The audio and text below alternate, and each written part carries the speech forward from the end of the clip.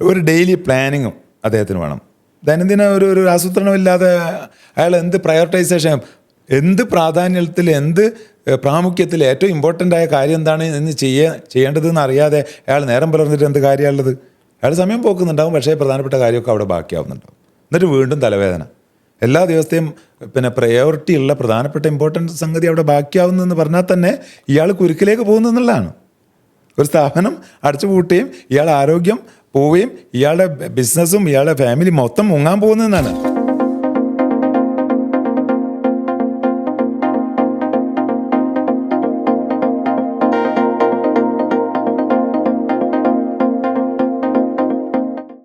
സംരംഭകൻ ഇപ്പോൾ വളരെയധികം തിരക്കിട്ട നെട്ടോട്ടത്തിലൂടെ പോകുമ്പോൾ അവരെ ലൈഫ് ഒന്ന് പ്ലാൻ ചെയ്യാനും അവരുടെ ഡെയിലി റൂട്ടീൻസ് ഒന്ന് പ്ലാൻ ചെയ്യാൻ ചിലപ്പോൾ പലപ്പോഴും കഴിയാതെ പോകാറുണ്ട്.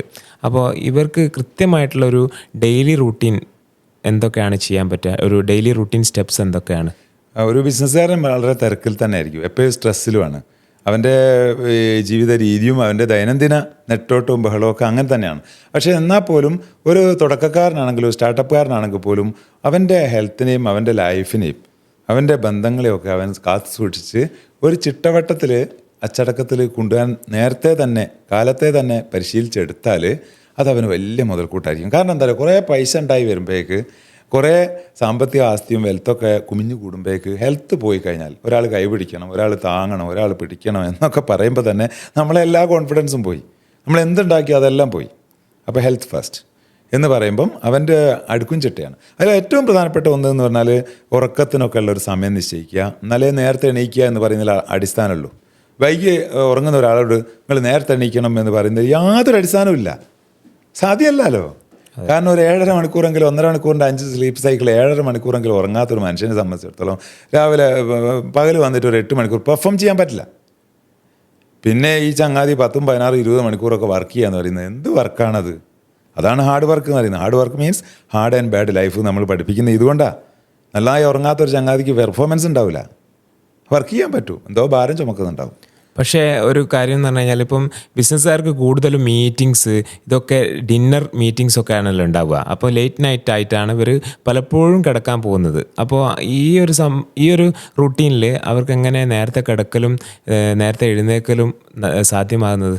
ഈ പരിപാടിക്കൊക്കെ പോകേണ്ട ആൾ തീരുമാനിച്ചാൽ മതിയല്ലോ, ഞാൻ പോകുന്നുണ്ടോ, പോകണ്ടേന്ന്. കാരണം എന്താ അറിയോ, ലേറ്റ് നൈറ്റിലും എക്സിക്യൂട്ടീവ് ഡിന്നറിലും ഹൈ ഫാറ്റി ഫുഡും മൂന്നും തനിക്ക് ഹാനികരാണ്, തന്നെ കൊല്ലും എന്ന് വിചാരിച്ചാൽ ഒരു വിഷം കുടിക്കുമോ? ഒരു മനുഷ്യൻ ഒരു വിഷം കുടിക്കുമോ? വിഷം തൻ്റെ ജീവൻ അപഹരിക്കുമെന്ന് വിചാരിച്ചാൽ ഒരു വിഷം ആരും കുടിക്കൂലല്ലോ.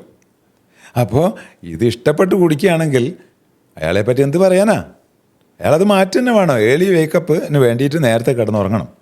അല്ലെ തന്നെ നമ്മൾ പറയും early to bed early to rise makes a man healthy wealthy and wise. ഇത് LKG 8 പഠിച്ച റൈംസാണ്, കാര്യമില്ലല്ലോ. അപ്പോൾ ഇതുപോലെ ഒരു ഡെയിലി പ്ലാനിങ്ങും അദ്ദേഹത്തിന് വേണം. ദൈനംദിന ഒരു ആസൂത്രണമില്ലാതെ അയാൾ എന്ത് പ്രയോറിറ്റൈസേഷൻ, എന്ത് പ്രാധാന്യത്തിൽ, എന്ത് പ്രാമുഖ്യത്തിൽ ഏറ്റവും ഇമ്പോർട്ടൻ്റ് ആയ കാര്യം എന്താണ് എന്ന് ചെയ്യേണ്ടതെന്ന് അറിയാതെ അയാൾ നേരം പുലർന്നിട്ട് എന്ത് കാര്യമുള്ളത്? അയാൾ സമയം പോക്കുന്നുണ്ടാവും, പക്ഷേ പ്രധാനപ്പെട്ട കാര്യമൊക്കെ അവിടെ ബാക്കിയാവുന്നുണ്ടാവും. എന്നിട്ട് വീണ്ടും തലവേദന. എല്ലാ ദിവസത്തെയും പ്രയോറിറ്റി ഉള്ള പ്രധാനപ്പെട്ട ഇമ്പോർട്ടൻ്റ് സംഗതി അവിടെ ബാക്കിയാവുന്നെന്ന് പറഞ്ഞാൽ തന്നെ ഇയാൾ കുരുക്കിലേക്ക് പോകുന്നു എന്നുള്ളതാണ്. ഒരു സ്ഥാപനം അടച്ചു പൂട്ടുകയും ഇയാളുടെ ആരോഗ്യം പോവുകയും ഇയാളുടെ ബിസിനസ്സും ഇയാളുടെ ഫാമിലി മൊത്തം മുങ്ങാൻ പോകുന്നതെന്നാണ്. അപ്പോൾ time management is life management. അപ്പോൾ പ്രയോറിറ്റീനെ കുറിച്ച് പറഞ്ഞപ്പോഴാണ്, ഇപ്പം ബിസിനസ്സുകാരനൊക്കെ പലതരത്തിലുള്ള ഫംഗ്ഷന് വിളിക്കും, കല്യാണങ്ങൾക്ക് വിളിക്കും, പിന്നെ പലതരത്തിലുള്ള ട്രിപ്പുകൾ, അതുപോലെ തന്നെ എൻ്റർടൈൻമെൻറ്റ്സിനൊക്കെ വിളിക്കും. അപ്പോൾ ഇതിൽ നിന്നൊക്കെ ഒഴിവാവണം എന്നാണോ പറയുന്നത്? ഈ പ്രയോറിറ്റി എന്ന് പറയുന്നത് അവരുടെ പ്രയോറിറ്റി ബിസിനസ് ആണല്ലോ. അപ്പോൾ ബിസിനസ്സിൽ നിന്ന് വിട്ടിട്ട് ഇതിൽ നിന്നൊക്കെ വിട്ടിട്ട് ബിസിനസ് മാത്രം ഫോക്കസ് ചെയ്യണം എന്നാണോ? അങ്ങനെ അല്ല.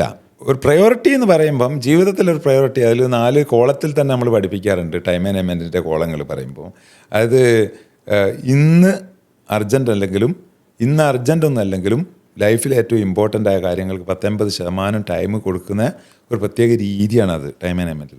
അതേസമയം ഇപ്പം അർജൻറ്റാണ്, ലൈഫിൽ ഒരു ഇമ്പോർട്ടൻസും ഇല്ലെങ്കിൽ അതിനു വേണ്ടിയാണ് നമ്മൾ നെട്ടോട്ട് വിടുക. അതാണ് ഒരു കെണി എന്ന് പറയുന്നത്. അങ്ങനത്തെ 3-4 കാര്യങ്ങളുണ്ട്. അതിൻ്റെ ഡീറ്റെയിലിൽ ഇപ്പോൾ പോകാനില്ല. ടൈം മാനേജ്മെൻറ്റ് എന്ന് പറഞ്ഞാൽ ലൈഫ് മാനേജ്മെൻറ്റ് അച്ചടക്കമാണ്. ആ അച്ചടക്കം പാലിക്കാത്ത ഒരാൾക്ക് ഒന്നും ചെയ്യാൻ കഴിയില്ല. കാരണം ഒരു കൺസിസ്റ്റൻ്റ് ആയ ഒരു വർക്ക് ഹവേഴ്സ് അവന് സെറ്റ് ചെയ്യാൻ കഴിയില്ല. ദിവസവും ഇത്ര സമയത്ത് എൻ്റെ പീക്ക് ആൻഡ് വാലി ഉണ്ട് ഓരോ മനുഷ്യന്മാർക്കും. അത് എല്ലാവർക്കും ഡിഫറൻ്റ് ആണ്. ചിലർക്ക് രാവിലെ ആയിരിക്കും, ചിലർക്ക് ഉച്ചയ്ക്കായിരിക്കും, ചിലർക്ക് പിന്നെ വൈകിട്ടായിരിക്കും. ആ സമയത്ത് മറ്റു കാര്യങ്ങളൊക്കെ വിട്ടിട്ട് കൺസിസ്റ്റൻ്റ് ആയിട്ടുള്ള വർക്കിംഗ് ഹവേഴ്സ്, പെർഫോമിംഗ് ഹവേഴ്സ് ആയിട്ട് അത് സെറ്റ് ചെയ്യാൻ പറ്റണം.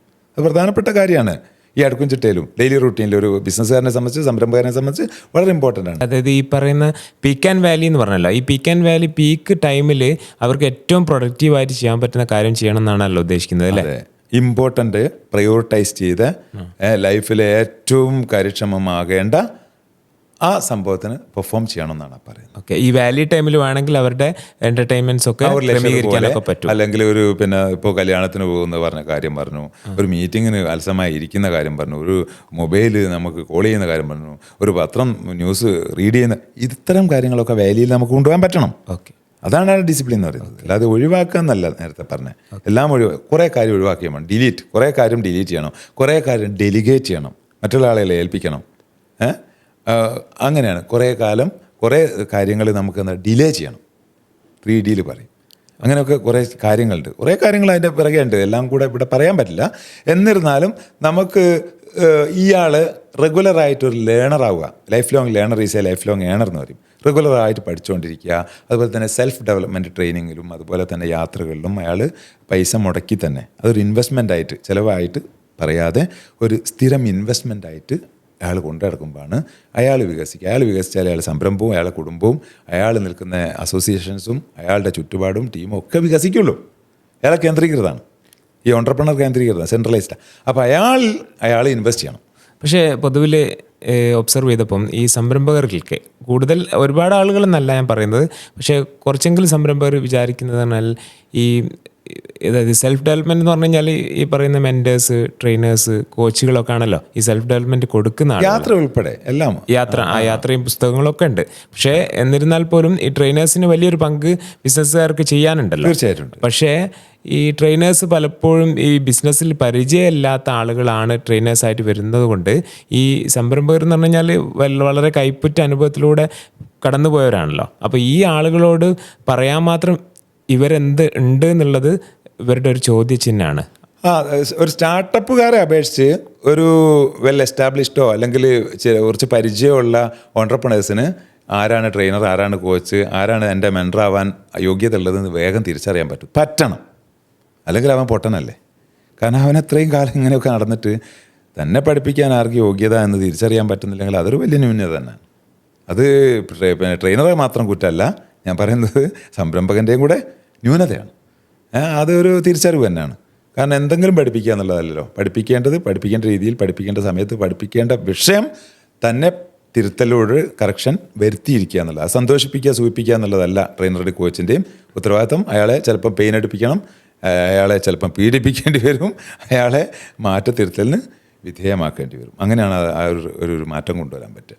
അപ്പോൾ ഇയാളൊരു ടീമിൽ കമ്മ്യൂണിക്കേറ്റ് ചെയ്യാൻ യോഗ്യനാവണം. അതുപോലെ ഒരു ലീഡർഷിപ്പ് കൊടുക്കാൻ അയാൾക്ക് കഴിയണം. അതുപോലെ ഓരോ ദിവസത്തെയും വൈകുന്നേരങ്ങൾ വളരെ പ്രധാനമാണ്. മോർണിംഗ് പോലെ തന്നെ മോർണിംഗ് റൗണ്ടിൽ നമ്മൾ ഒരുപാട് കാര്യങ്ങൾ അന്നത്തെ പ്ലാൻ ചെയ്യുന്നുണ്ടാവും. പക്ഷേ ഈവനിങ് റൗണ്ട് എന്ന് പറയുന്ന ഈവനിങ് ഇവാലുവേഷൻ വളരെ ഇമ്പോർട്ടൻ്റ് ആണ്. അതാണ് റിഫ്ലക്ഷൻ. അന്നത്തെ ദിവസത്തെ എല്ലാ പ്രതിഫലനങ്ങളും അതിൽ കിട്ടും. അതുപോലെ പിറ്റേന്നത്തേക്കുള്ള പ്ലാനിങ്, ആസൂത്രണം എന്ന് പറയുന്നത് വളരെ പ്രധാനപ്പെട്ട അന്ന് വൈകുന്നേരം നടക്കണം. ഇങ്ങനെ റെഗുലറായിട്ടുള്ള ഒരുപാട് കാര്യങ്ങൾ, അയാൾ ഫിറ്റ്നസ്, അയാൾ എക്സസൈസ് ചെയ്യാൻ ഒരു 20 മിനിറ്റ് മുതൽ 1 മണിക്കൂർ വരെയുള്ള സമയം അയാൾ കണ്ടെത്തണം. അല്ലെങ്കിൽ അയാൾക്ക് എനർജി ഉണ്ടാവില്ല, അയാളുടെ മൈൻഡ് വർക്ക് ചെയ്യില്ല. ഫിസിക്കലി അയാൾ ഫിറ്റ്നസ് ഇല്ലെങ്കിൽ അയാൾക്ക് ഒന്നും ചെയ്യാൻ പറ്റില്ല, മടിയനാവും, അതുപോലെ അലസനാവും, അകാല വാർദ്ധക്യം വരും. അയാൾക്കൊരു വലിയ സംരംഭത്തെ മുന്നോട്ടുണ്ടായാൽ, ബിസിനസ്സിനെ മുന്നോട്ടുണ്ടായാൽ ഒരു യോഗ്യതയില്ല, അയാൾക്ക് നടക്കുകയില്ല എന്ന് നമുക്ക് പറയാം. അതുപോലെ തന്നെ ഒരു ഫോക്കസ്ഡ് ആയിട്ടുള്ള വർക്ക് ബ്ലോക്സ് എന്ന് പറയും. ഓരോരോ വർക്ക് അടുക്കും ചിട്ടയും വരുത്തിയ ഓരോ വർക്ക് ഉണ്ടാവും, ഓരോ അസൈൻമെൻറ്റ്സ്, നമുക്ക് തീർക്കേണ്ട ഒരുപാട് ഭാരങ്ങൾ. ഇതിനെയൊക്കെ സമയാസമയത്ത് അതിനെ കറക്റ്റ് ചെയ്ത് പോകണം. അങ്ങനെ ഇത് വെറും പെർഫോമിങ്ങും അതുപോലെ വർക്കിങ്ങും മാത്രമല്ല, ഷെഡ്യൂൾഡ് ബ്രേക്സ് വരെ എടുക്കണം.